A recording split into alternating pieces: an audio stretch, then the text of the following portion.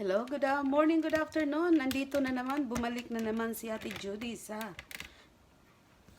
kitchen. At I am going to cook fried rice. Ito yung ang mga sangkap natin. Cilantro, string onion, garlic, carrots, eggs, spam, and bell pepper. Kung wala kayong spam, huwag nyo lang lagyan. Basta magluluto tayo para masarap. At lalagyan din natin ng black pepper at saka salt. Ayan na po. Mag-start na po tayo dahil medyo mainit na yung oil ata. So, kailangan na nating mag-start. Okay na po, mga kapatid. Medyo matagal-tagal na po tayo hindi nakapagluto. Kaya, ayan, magluto na po tayo. Woohoo! Ang gagawin po natin kasi hindi ko pa naluto yung spam. Kunti lang ang lagay kong spam kasi mas maganda yung medyo makulangan. Yan, prituin muna natin ang spam. Para masarap. Ayan po.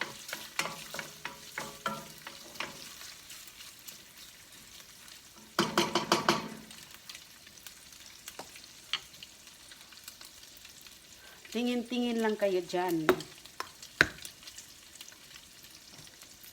Tingin-tingin lang po kayo. Para marami po tayong mabusog. Kahit wala man kayo dito, mabusog pa rin kayo sa katitingin. Nagdilagak ng laway na ako. Medyo nagutom na kasi. Kanina pa ako naghintay. Masarap kasi ang fried rice, i-partner mo sa paksiw. Kaya meron na tayong paksiw dito naghintay. At partneran din natin ng kape o kaya tea. Okay, habang niluluto natin yan, ilagay natin ang ating garlic. Garlic. Onion. Sorry. Onion pala. Tuin natin sandali at ilagay natin ang garlic.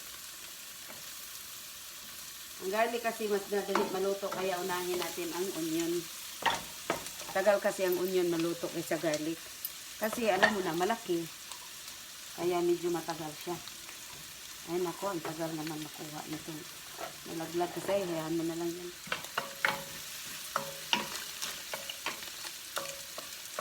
Ayan na, medyo nag-umpisa na pagka-brown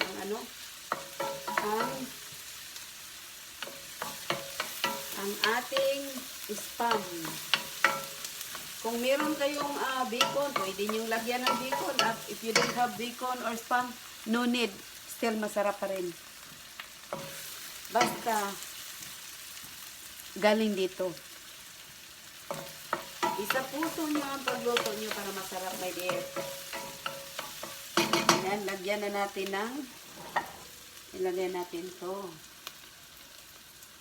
string onion.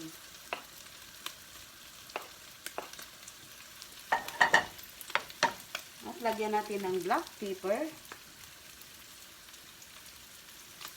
Ayan, black pepper. At saka salt.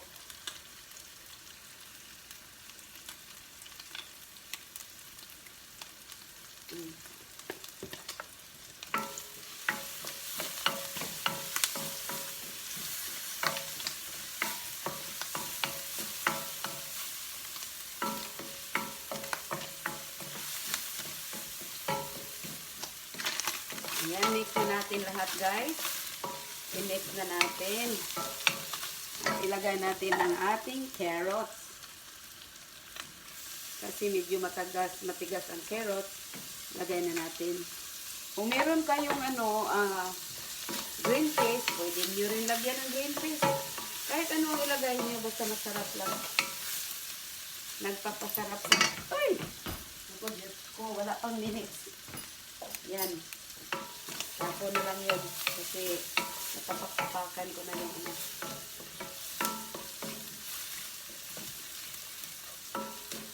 Sarap. At ilagay na natin ang ating kanin. Madali lang, di ba? Medyo marami ito. Nagsaing kasi ako eh. Kailangan yung bagong kanin. Masarap ang bagong kanin. Okay lang naman ang ano, ang medyo bahaw, pero tigas kasi pag bahaw eh.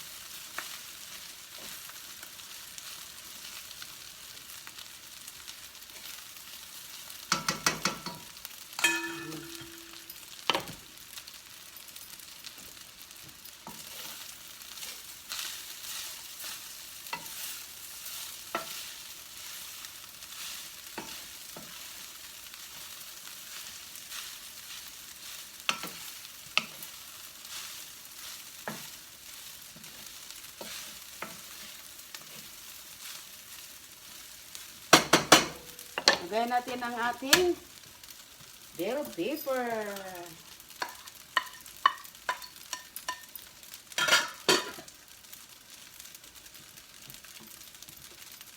At i-mix natin ang ating itlog.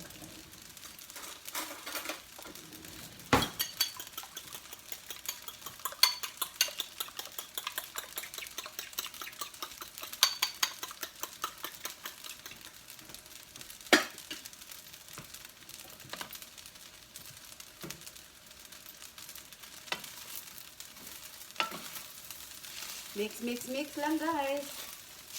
Mga folks, mix, mix, mix.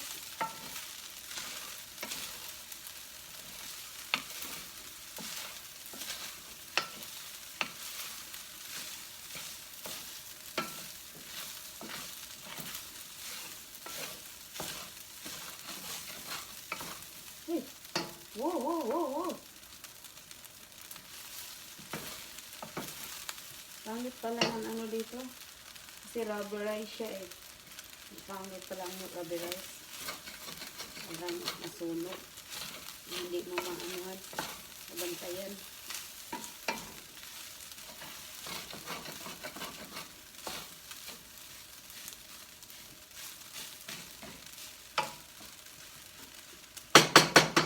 Lagyan natin uli ng black pepper. Kasi konti lang ang black pepper nilagay ko.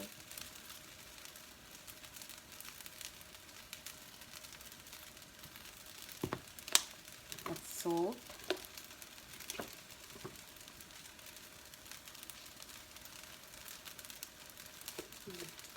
Ang hirap naman magbawa sa asin. Eh, tikman na lang natin. Mamaya.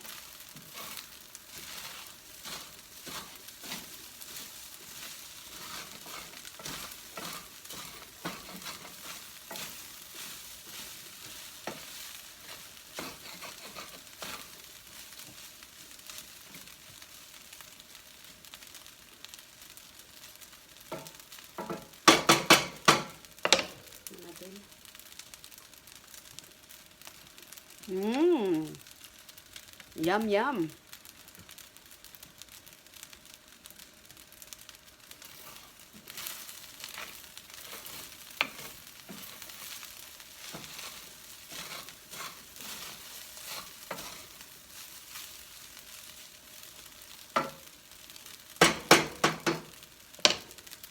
At ilagay na natin ang ating itlog.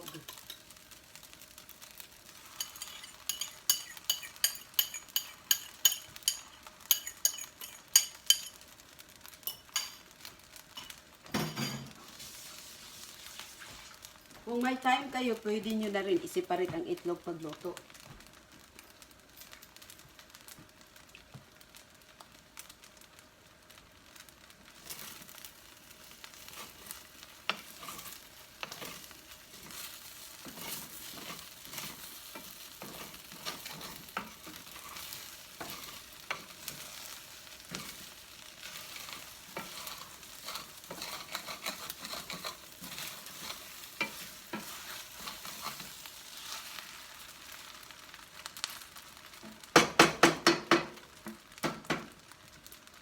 Ayan po.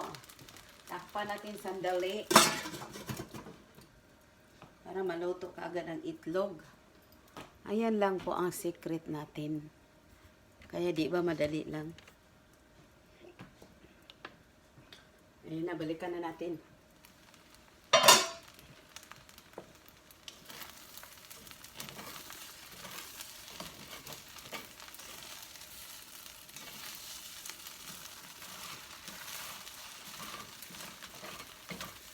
Yung iba kasi, lutuin nila muna ang itlog. Pwede rin naman ganyan. Yan.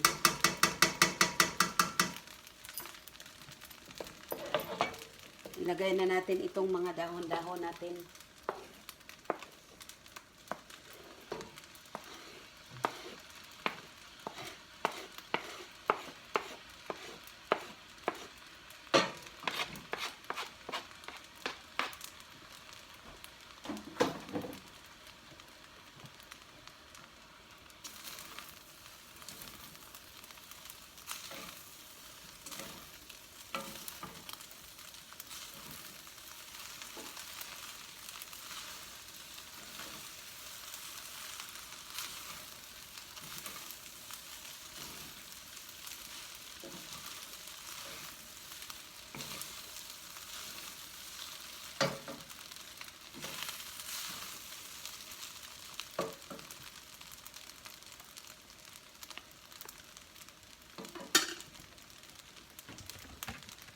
Ayan po yung rice natin, ang fried rice natin.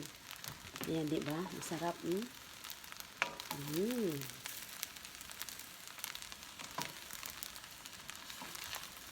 Super sarap. Maraming green. Healthy. Healthy fried rice. Sana nagustuhan niyo po, guys. Tikman natin.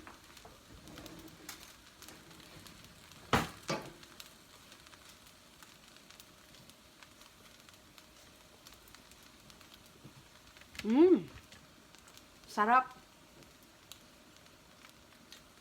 Ang amoy, maamoy ng ano, yung cilantro, mabango. Thank you. Sana nagustuhan niyo po. Bye-bye. Yun lang po.